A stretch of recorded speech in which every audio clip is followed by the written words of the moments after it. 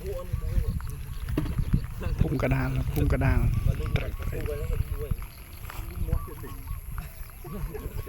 ម៉ួយទេនៅភូមិកដាលបាទត្រូវ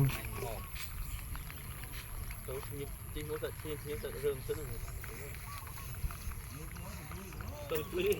អស់ប្រេងទឹងទៀតម៉ែដួលទៅមកបកខែទៅគូឡងថ្ងៃនេះបានត្រឹមមួយខែ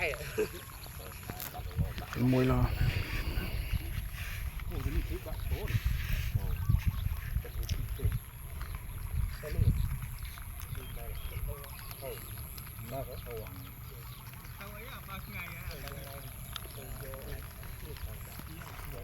គេហៅទៅទៅនេះ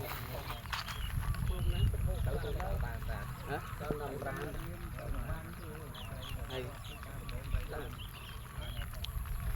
ទៅនៅនេះទៅមួយផ្ទះមិនទឹកជាទៅ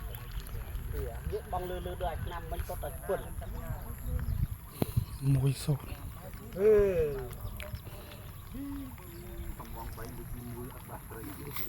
មួយ